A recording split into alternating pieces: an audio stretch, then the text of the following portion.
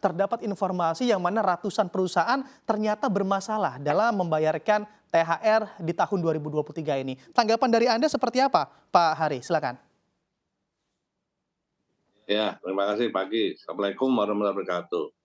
Ya, tentunya ini kan kita udah tahu persis bahwasanya dasar pelaksanaan pembayaran tunjangan hari raya itu berkaitan dengan Peraturan Menteri nomor 6 tahun 2016 tentang tunjangan hari raya keagamaan bagi pekerja dan buruh perusahaan.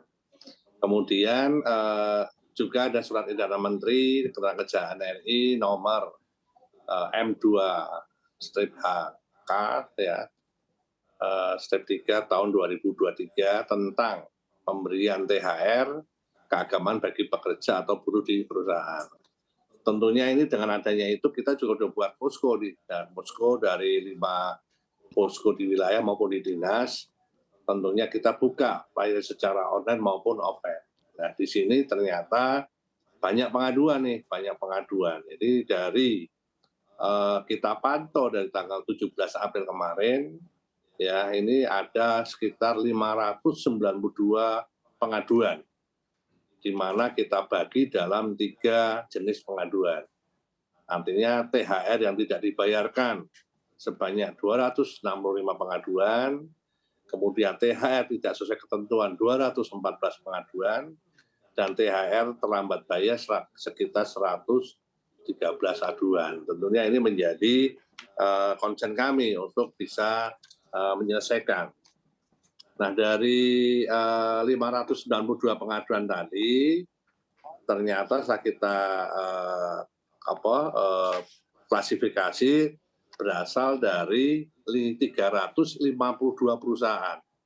Jadi kadang satu perusahaan itu yang ngadu 2 atau 3 orang. Jadi kalau kita lihat dari 592 pengaduan ternyata setelah kita verifikasi hanya sekitar 352 perusahaan. Nah di mana sekarang sebanyak 7 perusahaan sudah dituntaskan, ya sudah selesai. Kemudian 286 perusahaan masih dalam proses.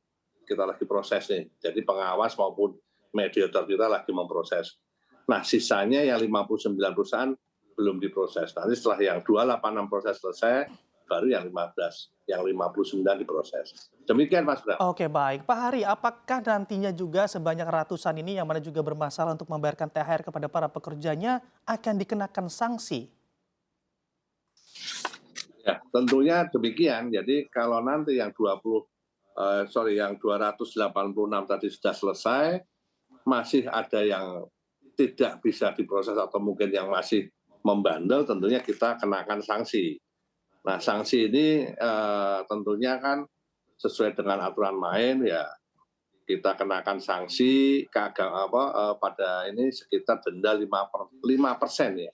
Jadi 5% dari nilai THR, dan apabila THR tidak dibayarkan sesuai dengan ketentuan, maka diberikan rekomendasi sanksi administrasi melalui PTSP. Jadi memang ada sanksinya gitu. Andai kita bicara terkait sektornya, sektor mana saja yang paling banyak tidak bisa membayar THR para pekerjanya? Silakan Pak Hari. Ya, berdasarkan aduan yang masuk ke sektor yang dominan adalah memang sektor perdagangan, kemudian perusahaan alih daya dan jasa logistik yang memang yang menempatin perusahaan yang memang agak sulit untuk memenuhinya gitu, Mas Bram. Oke, baik. Pak Hari, tadi Anda mengatakan terkait sanksi yang akan diterapkan oleh sejumlah perusahaan yang mana Ya. juga perlu diadakan komunikasi dan juga sosialisasi terkait sanksi. Sebetulnya sanksi terberat gitu ya Pak ya, dikatakan sanksi terberat bagi para pelaku usaha, tidak membayarkan THR bagi para pekerja, ada di sanksi mana Pak? Atau sanksinya apa? Ya, tentunya sanksi administrasi tersebut bisa berupa rekomendasi tidak mendapatkan pelayanan publik hingga pembekuan izin usaha. Ini kan kalau sampai tidak dapat pelayanan publik atau pembekuan usaha, artinya kan perusahaan itu tutup. Itu yang terberat. Tentunya kan bisa kita klasifikasi gitu loh. Jadi nanti makanya seperti Pak Adi bilang, ini kan kita bicarakan tripartit antara pengusaha dan si pekerja ini kan, kita sebagai pemerintah kan sebagai regulator ini kan memediasi. Jangan sampai yang menuntut itu berlebihan juga. Jadi artinya kita sebagai penyeimbang sehingga antara tuntutan dan kewajiban ini menjadi win-win solution. Jadi harapannya sih demikian, jangan sampai nanti dengan kita tidak mediasi bisa memberikan sanksi yang terberat itu bisa sampai terjadi penutupan usaha itu kan juga mematikan usaha. Jadi kita memang ya istilahnya inilah memediasi antara tripartit ini bisa berlangsung dengan baik gitu. Sebetulnya apakah memang di sektor yang Anda sebutkan tadi begitu ya, yang mana juga ternyata paling banyak untuk tidak membayar THR bagi para pekerjanya, apakah memang sektor ini harus diberikan insentif begitu terkait khususnya misalnya gaji dan lain-lain, pajak mungkin, apakah memang karena sektor ataupun pelaku pelaku usahanya nakal, jadi tidak layak diberikan insentif? Silakan, Pak Hari.